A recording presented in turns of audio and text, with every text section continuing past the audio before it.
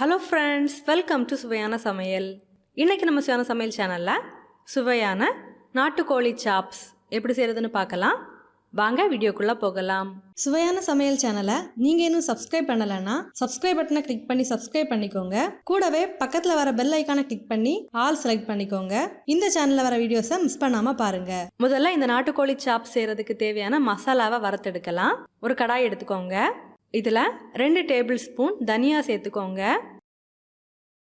கூடவே உங்கள் காரத்துக்கு ஏற்ப காய்ந்த மிளகாய் சேர்த்துக்கோங்க. நான் இதில் 3 காய்ந்த மிளகாய் சேர்த்துருக்கேன். அடுத்ததாக 1/2 டீஸ்பூன் சோம்பு சேர்த்துக்கோங்க. 2 ஏலக்காய் சேர்த்துக்கோங்க. கொஞ்சமாக பட்டை சேர்த்துக்கோங்க. ஒரு அன்னாசிப்பூ, கூடவே ஒரு 5 கிராம்பு சேர்த்துக்கோங்க. 1/2 டீஸ்பூன் சீரகம் சேர்த்துக்கோங்க. அடுத்ததாக உங்கள் காரத்துக்கு ஏற்ப மிளகு சேர்த்துக்கோங்க. நான் இதில் 1 டீஸ்பூன் மிளகு சேர்த்துருக்கேன். இதெல்லாம் சேர்த்ததுக்கப்புறமா இந்த மசாலாவை நல்லா லோ ஃப்ளேமில் வச்சு வறுத்து எடுத்துக்கோங்க. இப்போ பார்த்தீங்கன்னா இந்த மசாலாவை நல்லா வறுத்து எடுத்தாச்சு.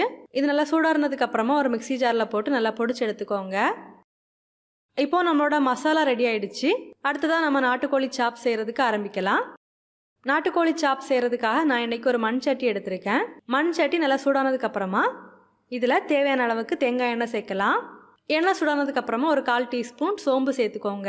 கூடவே ஒரு கொத்து கருவேப்பிலையும் சேர்த்துக்கோங்க. ஒரு 1/4 கிலோ அளவுக்கு சின்ன வெங்காயம் கட் பண்ணி எடுத்திருக்கேன். இதில் சேர்க்கலாம். கூடவே வெங்காயம் சீக்கிரமாக வதங்கிறதுக்கு தேவையான அளவுக்கு உப்பு சேர்த்துக்கோங்க. ஒரு பச்சை மிளகாவை லைட்டாக கீறி எடுத்திருக்கேன். இதையும் இதில் சேர்க்கலாம்.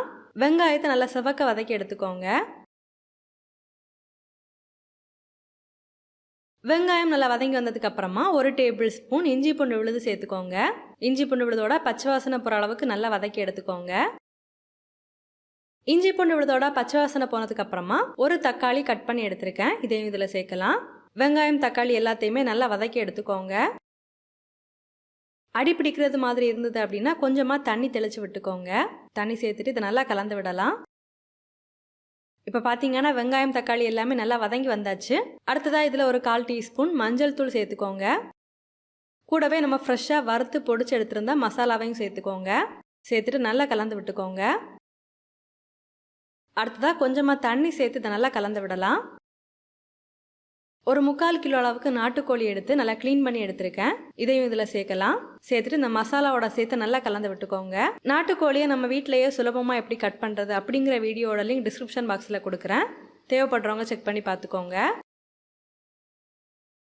இதில் தேவையான அளவுக்கு உப்பு சேர்த்துக்கோங்க. சேர்த்துட்டு நல்லா கலந்து விட்டுக்கோங்க.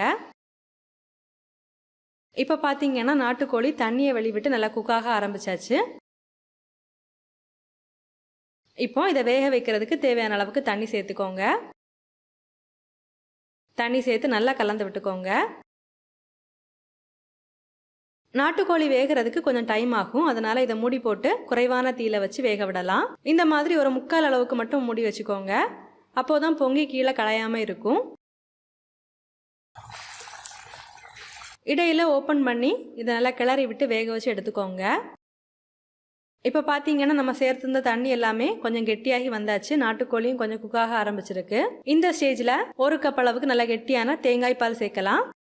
சேர்த்து நல்லா கலந்து விடலாம். மறுபடியும் இதை நல்லா வேக விடலாம்.